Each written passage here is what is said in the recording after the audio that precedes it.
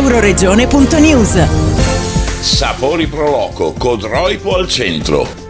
5 giorni di festeggiamenti, il 17 e 18 maggio sono andati alla grande e ora il 23 e 25 maggio nella piazza tonda di Villa Manin la grande manifestazione che presenterà le specialità gastronomiche non solo del Friuli Venezia Giulia. Incrociando le dita per il meteo, il vice sindaco di Codroipo Giacomo Trevisan, nonché assessore comunale per gli eventi Villa Manin, Pro Loco e altro, ci presenta l'evento che insieme alla Fiera di San Simone è il più importante del Medio Friuli. Allora, Sapori Pro Loco 2025 è un po' l'evento che apre la stagione estiva per la Villa Manin e per il comune di Codroipo, chiaramente, che è sempre molto felice di fare la sua parte, di accogliere così tante persone che scelgono di passare una domenica, un sabato in questi 2 weekend di festa qua da noi a Codroipo, a Villa Manin.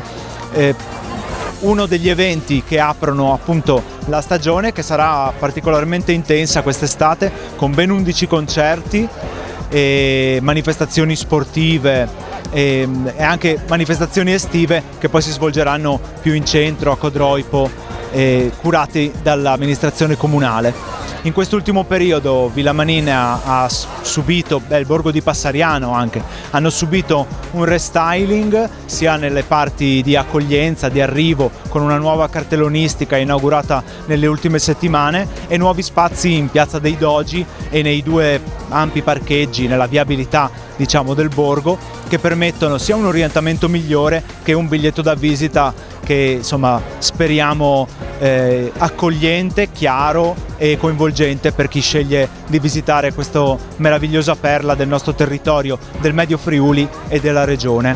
Si preparano anche delle manifestazioni autunnali con la grande mostra Confini realizzata dalla regione Friuli Venezia Giulia e una mostra antologica dedicata al centenario della nascita di Renzo Tubaro, pittore friulano e codroipese ancora di più, che ha saputo coniugare in maniera mirabile lo stile, diciamo, antico, un gusto antico e estremamente contemporaneo e moderno, però sia nelle sue pitture, nei suoi dipinti, che nel disegno che nell'affresco. E saranno queste le 3 direttrici che guideranno la mostra, che aprirà il 24 ottobre 2025 qui a Villa Manin, curata da ERPAC e Comune di Codroipo.